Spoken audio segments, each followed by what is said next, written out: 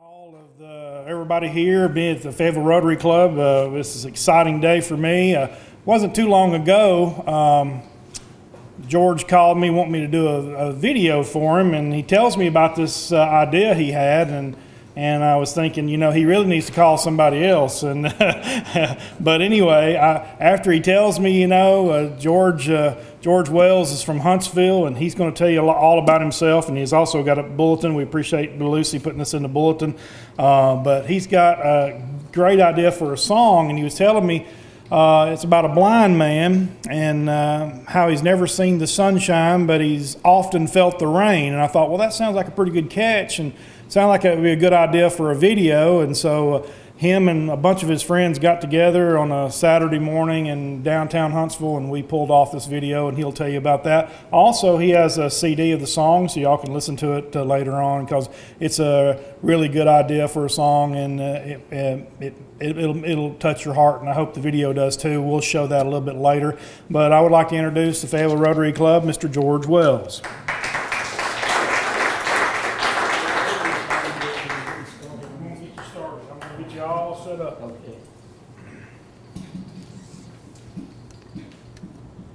You'll stand right in front of that, okay. I'll be good. You can tell I'm a bit afraid of this mic. This is not my usual task. I'm usually doing the behind-the-scenes acts. But I do appreciate Don inviting me. It's very kind of him. I'm getting even with him now. He couldn't make a video and I can't talk. So, so that'll settle that score. But I want to introduce you to my friend Billy Stone, who came along with me. He gave me a ride. Billy and I have been writing, believe it or not, for 50 years. And we had an anniversary, we called it the other day, in June. And it marked our 50th year. And that's a long time, not only to be friends, but to be writing. And we probably have written about 75 songs. We had one in the movie years ago called From Nashville with music. And then we had some other things. Charlie Walker did a couple of good songs for us. So we had a little bit of luck. But the most thing about our work is the journey. We've met so many nice people along the way, and we had the fortune to be in the studio with many famous people, legends. Of course, that wasn't because of us. It was because some company was using our song, so we got the invite to go in. But that's what it's been to us. I would guess if you think of a dollar cents, we were not successful, but it's still been a lot of fun. And I've been writing now for 55 years. And getting close to giving up. My eyes are giving me problems, and might be time to retire. But one thing I did want to mention is I will tell you about the song, I've Never Seen the Sunshine. Now, we have to go back a long way for that. I have to go back 70 years, believe it or not.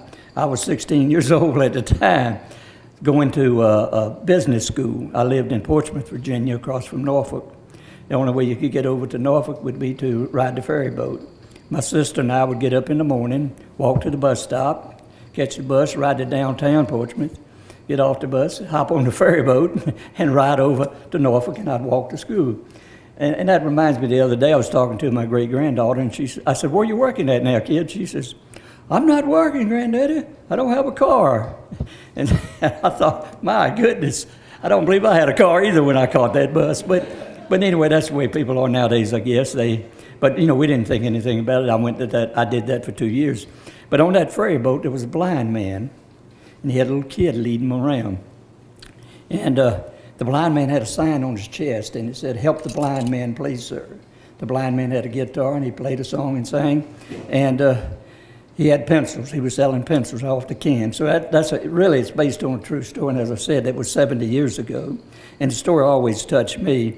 But, of course, I came up with the idea of well, let's use it as a message song. How can we get a message in there? So I came up with the idea of putting some of the sins in there, like greed, racism, and that kind of stuff. So the chorus runs through. The chorus is sung by the blind man, I should say, and he runs through those sins. And then, of course, his punchline is, "I've never seen the sunshine, but I often felt the rain." So I turned that over to Billy. Billy was my music man, and so he did the music for me on it. And I should say we wrote that in 1981. I don't have anything current. I mean, that's new for me at that time. So because I had one recorded the other day that I gave to Don. It was called God Needed a Flower. And believe it or not, I found the onion skin in the file on that paper. Now, some people say, what's the onion skin? You might know. But the young people I was talking to, what's an onion skin? So I explained to them, how it was made copies. You put the onion skin in, and then you put the carbon in and go that route. But they didn't know about what that was. So I found that onion skin, and I wrote that song December 6, 1962. And believe it or not, it came right back around to my life. That's how great God is. He brought that song right back. It dovetailed right into my life. My wife died in September, and we were married 58 years. So I thought about that song, and I said, gee, I'm going to dust that off and get it going. And all my songs are kind of dusty, so I dusted it off, and we got it recorded, a bluegrass tune, and I'm real proud of it because I dedicated it to my wife. So that was a long time ago, obviously, but it's a lot of fun to write, and of course you meet a lot of people like Billy. We had been together, and we keep trying to do a few things, So it's a lot of fun, and then particularly since I lost my wife, it helps me, a little bit, not much, because 58 years is very tough, So when you lose someone like that, it's hard to go on by yourself, but you have to, and. So I hope you enjoy the song. I hope you find a blessing in the message, because that's what we want to do.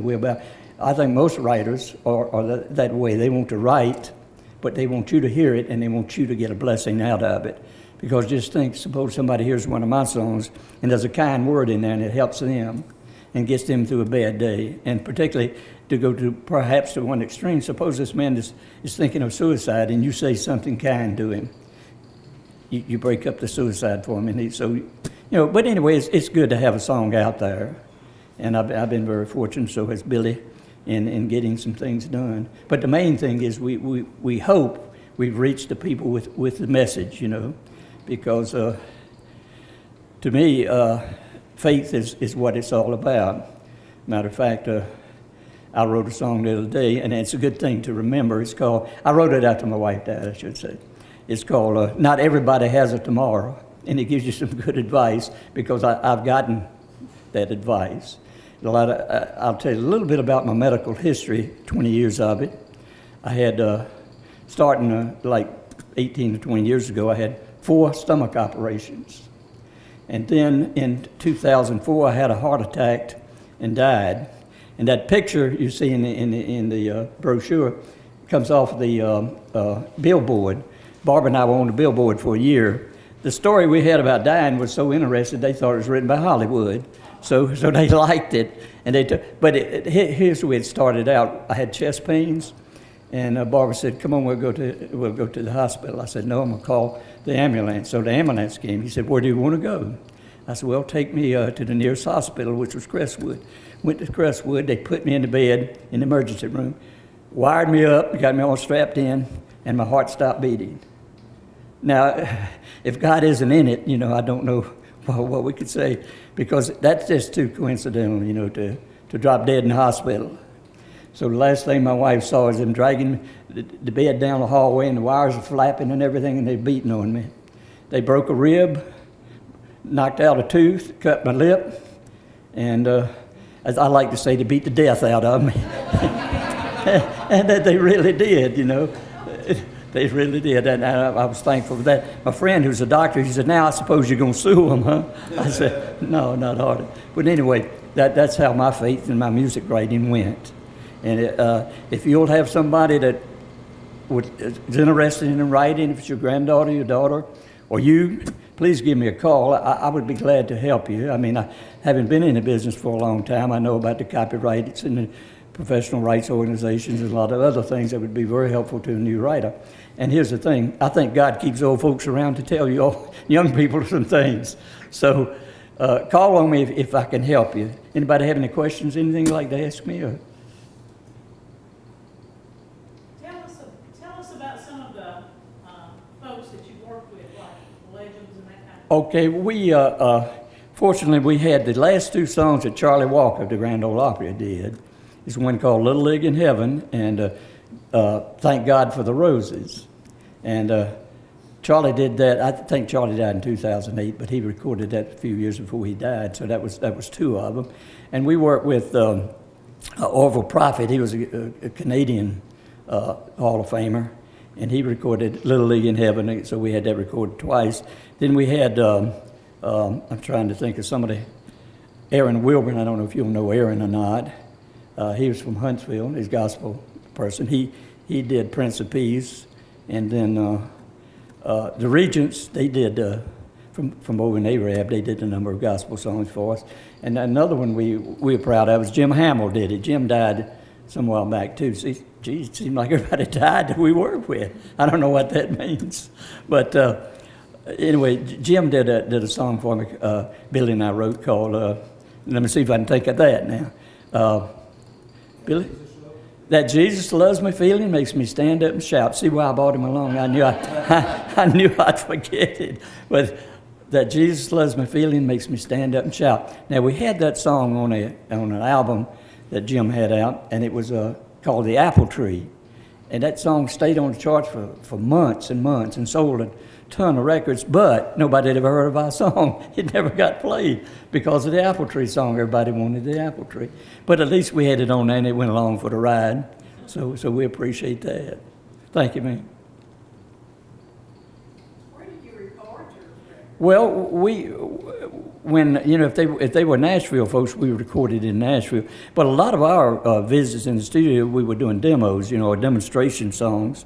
And of course, the studio, they would have some of the best people in there, in the business. They would have DJ Fontana, who played drums for Elvis, Scotty Moore, who played the guitar for Elvis, and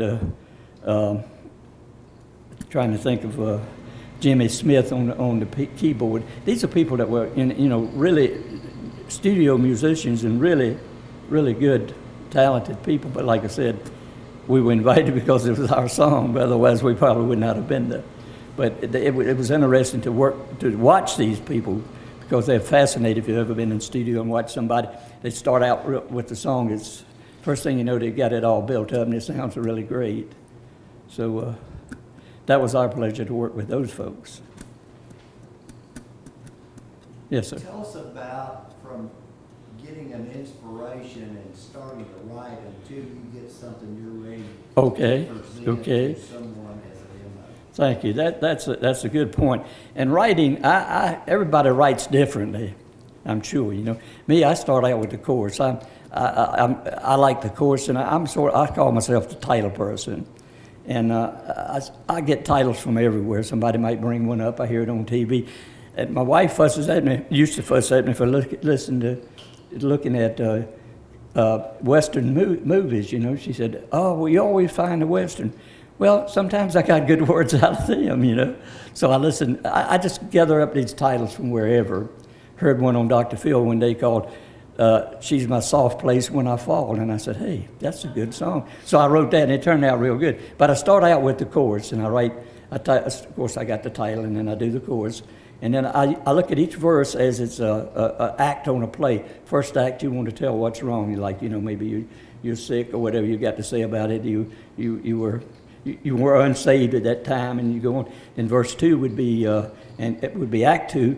And in that, you would be covering how other people can do it. Say, if you're tired of this kind of a life, jump on board, And so we go that route. And then we get it up, and when I get it ready, I think it's good enough. Well, I don't know if that's a good point or not, if I think it's good enough. But if I think it's ready, I turn it over to, say, Billy, and he'll look at it and decide what kind of a tune we should have on it. Whether the message dictates a fast song or a slow song. So we go from that. And then we go into the studio, and that's always interesting. We do it over in Huntsville, a small studio over there. But the main thing about a studio I've learned is the engineer. How good is the engineer? Not necessarily how good is the equipment, because it may have good equipment, but if the engineer does not know what he's doing, you will have some problems. So it's fun to watch them guys start out, because keep in mind, nobody's ever heard the song. And they go in and they start plunking around.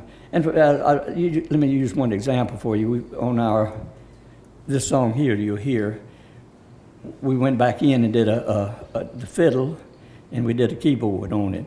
And the keyboard man was an internal medicine guy, doctor, and the fiddle was a dentist. And so I thought we were having a Medicare meeting there for a minute, you know. But they were really good, expert people. This young man, he's been working for me for a long time, but he's been playing the keyboard piano since he was 3 years old. So he's really, really good. And these people catch on so fast, you know. They just hear a note, gosh, they take off, and you think, hey, is that mine? And yeah, it is. But they are really, really skilled, and when you work with people like that, it's a lot of fun to watch them and see how quick they do. Thank you. I hope that was a good answer. Okay. Before we play the video, tell them about Randy Duck, who's going to be one of the singers. Okay, thank you. That's good. Randy Duck has been singing with me I shouldn't say with me because nobody sings with me. But Randy's been singing for quite a few years. Well, you know, he's back in the 60s. He was in a band, rock band, like most of the younger people were back then. And so him and I got hooked up in the 60s sometime. But anyway, he was a policeman over in Huntsville, and he worked his way up to chief of police. I'm sorry, not chief. I think he was heading for that. He was lieutenant, and he'd been there 18 years. But he decided he could not work in church and be a policeman too. So he quit. Can you imagine just quitting after 18 years? Because he wanted to work in his church, so he quit. But anyway, I have used him for a lot of different songs, and I like his voice. I hope you'll do. I think he has a real good voice, but he's a real good Christian man. He's heavily involved in New Salem Baptist Church, so he's been a real good friend of mine, and of course a good asset to have him to sing.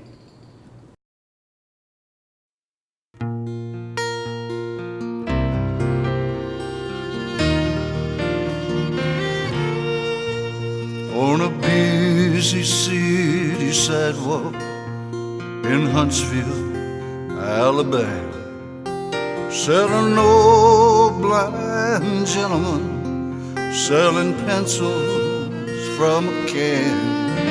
And as I started by him, he said, "1 minute, my friend, you got a lifetime of minutes. Could you just spare me 10? He took an old battered guitar and he strummed a few strings. Said, "I know I'm blind, my brother, but I've seen many things. So I wrote this little song for all the folks who can see, and it's gonna make you wonder who's blind, the world or me. I've never seen the wars and crimes that follow men around, or the anger in someone's face when he strikes a brother down. I've never seen the greed that leads men down the path of sin, and I've never seen the color of another brother's skin. Just bumping through this world with the guitar and the cane. I've never seen the sunshine, but I've often felt the rain.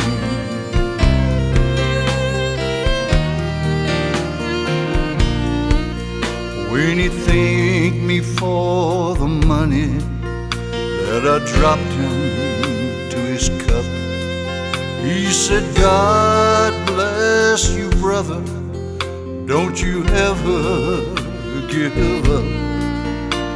There's lots of folks can sing, but few who know the tune like the good Lord has promised. There's a great day coming soon." As I walked on down the street, and a song ran through my mind.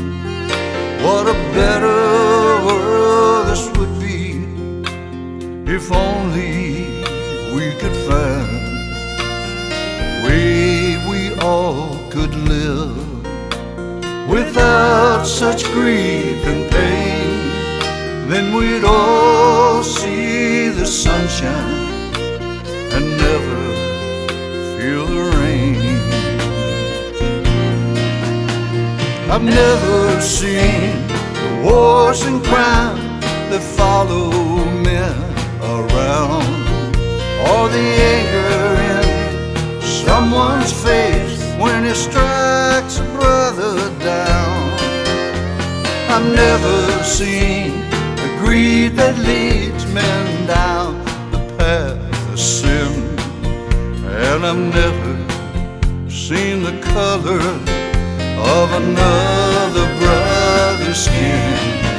Just bumping through this world with the guitar and the cane.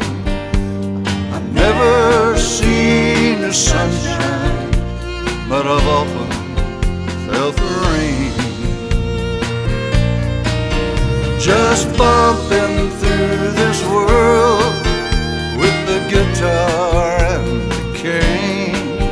I thank God for the sunshine and even for the rain.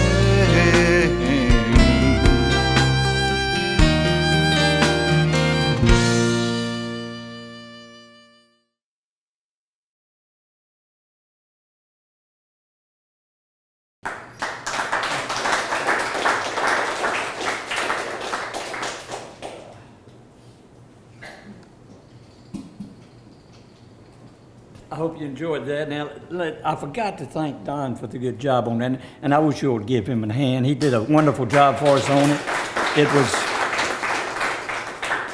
He came over and put it together for us, and I thought it came out real good. I was pleased with it. And keep in mind, I did not know Don very well. I had worked with Patsy Trigg. Some of you all know Patsy Trigg, I'm sure. Her and I wrote a Christmas song some years ago. It wasn't a big song, though, I'm sorry to say. In 1979, she recorded Grandma Got Run Over by a Reindeer, if you remember. And she's still getting checks from that. I mean, pretty substantial checks from that song. She didn't write it, but she recorded it. So that's how I met Don, but it was only a brief meeting, so I called him. And I think he's a good Christian man. I enjoyed working with him. It was quite a pleasure. And I feel like he did a real super job for me. We got a lot of good comments on it. But I hope you enjoyed the message. I hope you heard something in there that would give you a blessing. Thank